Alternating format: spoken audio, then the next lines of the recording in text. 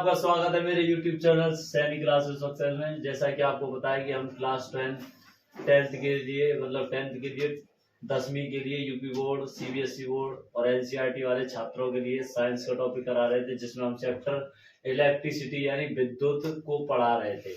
जैसा कि आपको पता है पिछली क्लास में हमने आपको बताया था कि ओम का नियम क्या होता है। ओम के नियम का सत्यापन किया था और ओम के नियम का डेफिनेशन दिया था, जिससे हमें पता था कि B बराबर RI होता है। उससे हमें ये पता चला था।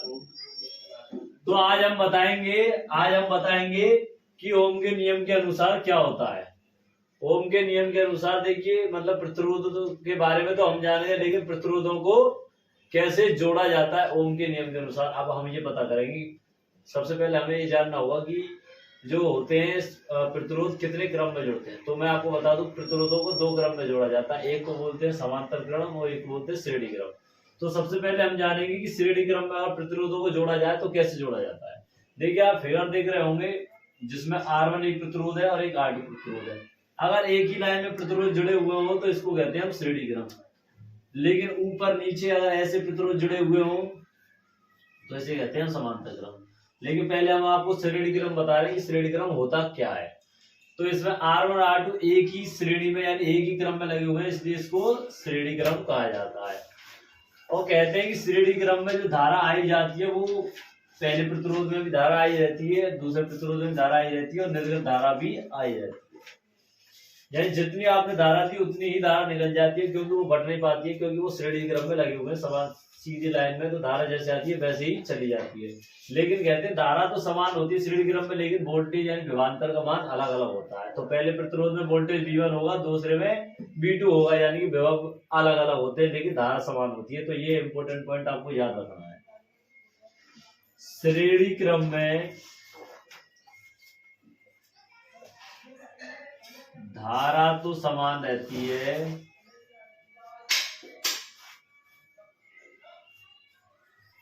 लेकिन विभवांतर नहीं।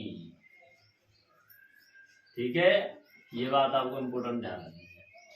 अब हमें निकालना है कि श्रेणी क्रम में तुल्य प्रतिरोध यानी टोटल प्रतिरोध यानी कुल रेजिस्टेंस कैसे निकाला जाए, टोटल रेजिस्टेंस। तो उसके लिए ओम के नियम का प्रयोग करेंगे।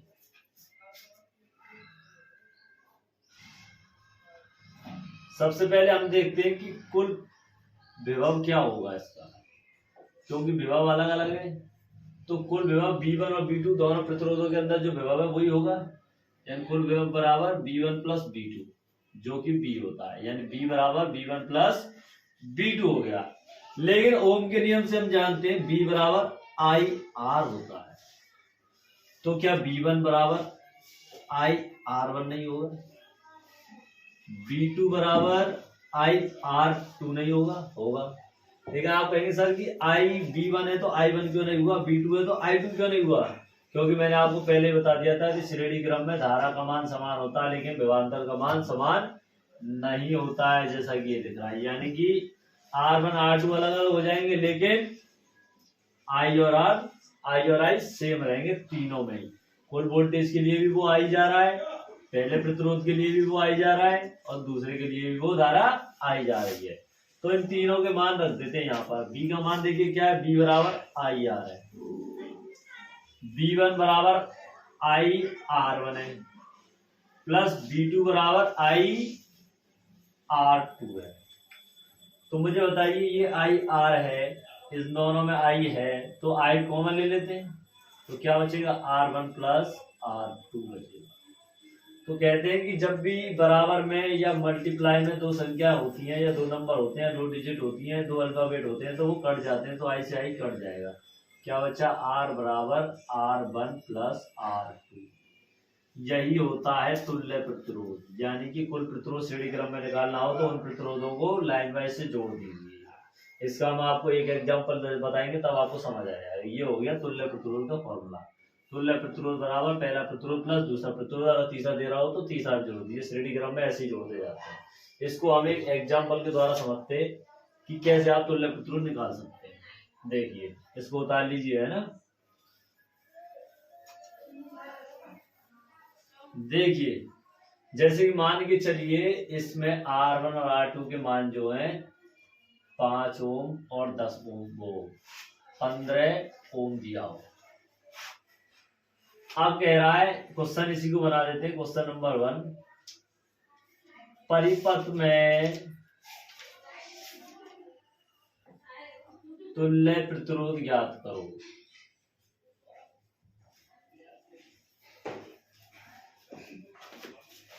क्या कह सकता है, परिपथ में तुल्य प्रतिरोध ज्ञात करो। तुल्य मतलब इन दोनों का टोटल क्या निकलेगा।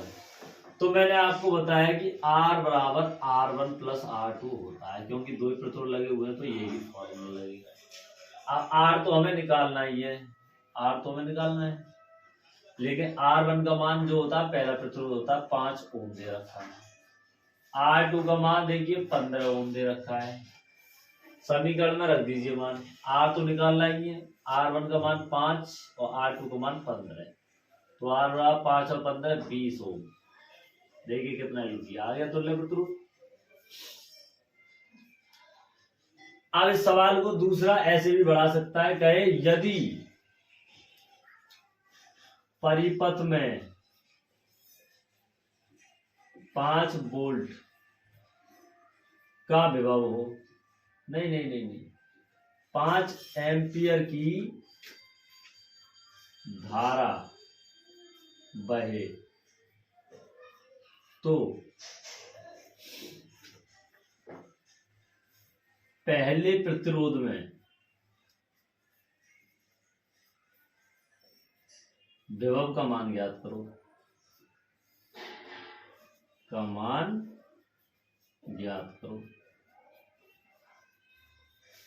तो हम पहले की बात करते हैं, तो हमें देखिए पहले प्रतिरोध में क्या दिख रहा है, R का मान दिख रहा है 5 ओम। I उसने दे दिया, I का मान दे रखा 5 एम्पियर, और हम जानते हैं B बराबर IR होता है, लेकिन IR की जगह क्या दे रखा है, यहाँ R1 दे रखा है। तो B निकालना, तो B का मान, I का मान 5 हो गया और R1 का मान 5 हो गया, यानी 25 वोल्ट पहले में आ गया। इसी प्रकार ये दूसरे परिपथ में भी निकलवा सकता है, कह सकता है कि दूसरे परिपथ में उपस्थित विभव का मान निकालिए या वोल्टेज का मान निकालिए। तीसरा सवाल ऐसे बन सकता है, 15 ओम के प्रतिरोध के लिए, प्रतिरोध 15 ओम के प्रतिरोध से गुजरने वाले विभव का मान ज्ञात करो।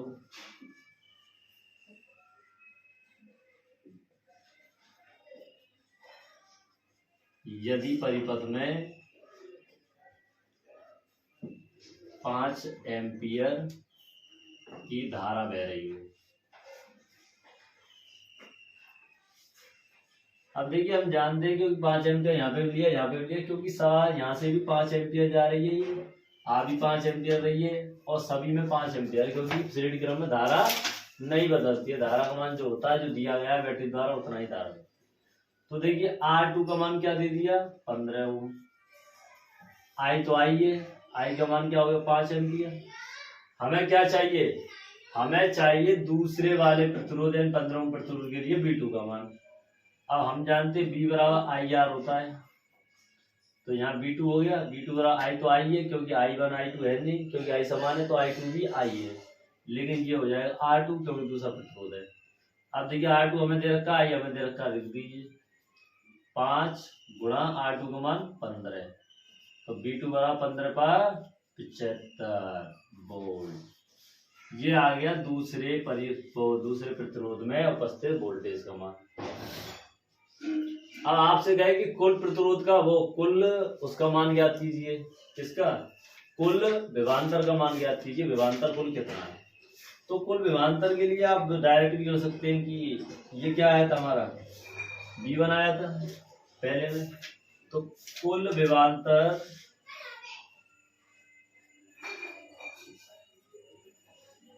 Equal to V1 plus V2, ये तो है।